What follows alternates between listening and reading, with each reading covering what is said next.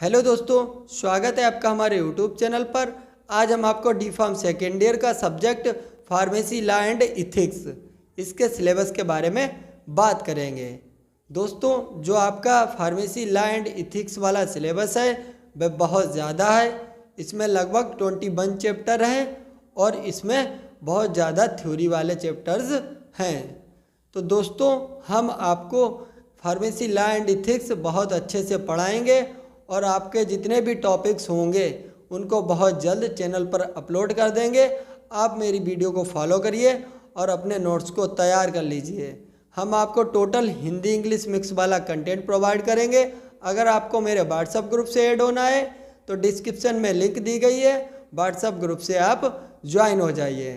तो दोस्तों, जो सिलेबस वाला PDF आपका होगा वह डिस्क्रिप्शन में दे देंगे। आप डिस्क्रिप्शन बॉक्स से उस PDF को डाउनलोड कर लीजिए। यानी हम अपने चैनल पर जितने भी आपको सब्जेक्ट पढ़ा रहे हैं तो पहले आपको सिलेबस यानी शॉर्ट में बता रहे हैं कि आपका कौन कौन सा सिलेबस है और कितना आपको कंटेंट पढ़ना है। उसके बाद हम फर्स्ट चैप्टर की शुरुआत कर रहे हैं और आप लोग परेशान ना हुइए, हम बहुत जल्दी आपका सिलेबस कवर कर लेंगे। पहली बात तो आपके चैप्टर्स बहुत अच्छे से समझाकर और आपको धीरे धीरे कंप्लीट करा देंगे पूरा सिलेबस। तो दोस्तों, फार्मेसी लॉ एंड इथिक्स में पहला चैप्टर जो आपका है वह देखिए पीछे स्क्रीन पर लगा हुआ है। देखिए, इसमें आपको जनरल प्रिंसिपल लॉ पढ़ना है और इसमें हिस्ट्री पढ़ना है और कुछ एक्ट्स के बारे में पढ़ना है कि कौन कौन से एक्ट आपके कब आए थे। तो चैप्टर नंबर फर्स्ट में आपको इतना ही पढ़ना है। चैप्टर नंबर सेकेंड जो आपका है फार्मेसी एक्ट 1948, जो फार्मेसी एक्ट 1948 आया था उसके बारे में आपको चैप्टर नंबर सेकेंड में पढ़ना है और उसके प्रिंसिपल ऑब्जेक्टिव जितने भी हैं उसमें जो भी डेफिनेशन है उनको आपको पढ़ना है। फिर जो आता है आपका चैप्टर नंबर थर्ड, जो आपका चैप्टर नंबर थर्ड है ये आपका मोस्ट इम्पॉर्टेंट चैप्टर है फार्मेसी लॉ एंड इथिक्स का। और चैप्टर भी आपका बहुत ज़्यादा बड़ा है, लेकिन हम आपको बहुत जल्दी ही और बहुत अच्छे से कवर कराएंगे। ऐसा चैप्टर पढ़ाएंगे कि आपको अच्छे से समझ में आ जाएगा। अगर आप यूपी बोर्ड से हैं तो मेरे चैनल को फॉलो कर लीजिए और अपने एग्ज़ाम में अपने अच्छे नंबर प्राप्त करिए। तो दोस्तों, थर्ड चैप्टर है आपका ड्रग एंड कॉस्मेटिक एक्ट 1940 वाला और इसमें जो रूल्स आए थे 1945 में, इस चैप्टर को हम पढ़ाएंगे। चैप्टर नंबर 4 है आपका narcotic drug and psychotropic substance act 1985, जो आपका नारकोटिक एंड साइकोट्रोपिक वाला एक्ट आया था 1985 में, उसको आपको चैप्टर नंबर 4 में पढ़ना है।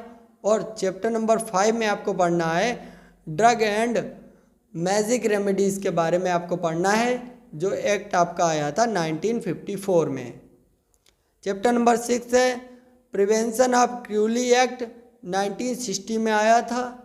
आपको चैप्टर नंबर 6 के अंदर इसके बारे में पढ़ना है और इसमें आपको बहुत ज़्यादा टॉपिक्स को कवर करना है। फार्मेसी लॉ एंड इथिक्स बहुत ही आसान सब्जेक्ट है। अगर इसको समझकर आप पढ़ेंगे तो आपको बहुत अच्छे से समझ में आएगा। जो स्टूडेंट शुरू से नहीं पढ़ेंगे उनको बाद में एग्ज़ाम टाइम बहुत ज़्यादा प्रॉब्लम होती है फार्मेसी लॉ एंड इथिक्स में, क्योंकि इसकी लैंग्वेज थोड़ी सी अलग होती है। तो साथ साथ पढ़ते चलिए और शुरू से पढ़ते चलिए। चैप्टर नंबर 7 है आपका पॉइजन एक्ट, जो आपका 1919 में आया था। और चैप्टर नंबर 8 है फसाई, यानी जो फसाई एक्ट आया था 2008 में आया था, इसके बारे में आपको पढ़ना है चैप्टर नंबर 8 के अंदर। और चैप्टर नंबर जो 9 है आपका नेशनल फार्मास्यूटिकल जो प्राइजिंग अथॉरिटी थी, जो चैप्टर नंबर 9 में चैप्टर है आपका नेशनल फार्मास्यूटिकल प्राइजिंग अथॉरिटी, जिसमें आप पढ़ेंगे ड्रग प्राइस कंट्रोल ऑर्डर, यानी जो 2013 में आया था। इसमें आप इन टॉपिक्स को पढ़ेंगे और इसमें आप national list of essential medicine के बारे में भी थोड़ा थोड़ा पढ़ लेंगे। फिर आता है आपका चैप्टर नंबर 10।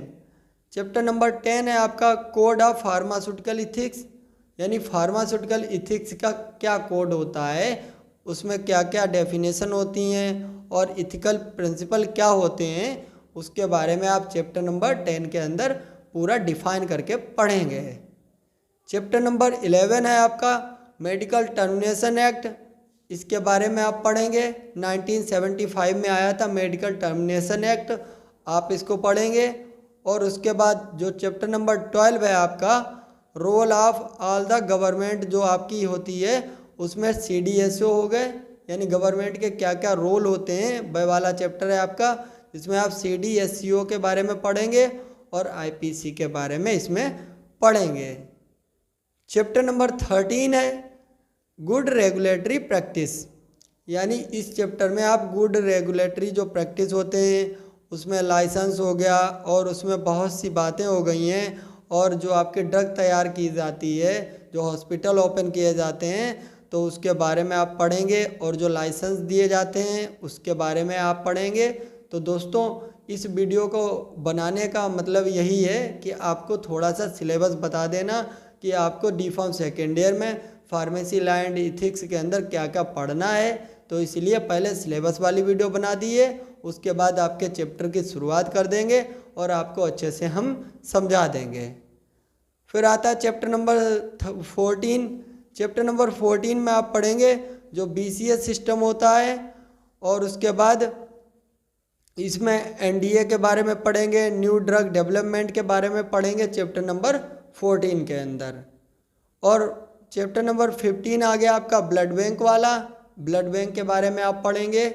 और चैप्टर नंबर 16 है क्लिनिकल स्टेबलाइजिंगमेंट, जो आपका एक्ट आया था, चैप्टर नंबर 16 में आप इसको पढ़ेंगे। दोस्तों फार्मेसी लॉ एंड एथिक्स में चैप्टर ज़्यादा हैं, बट चैप्टर बहुत छोटे छोटे हैं, आपको ज़्यादा कुछ नहीं पढ़ना होगा।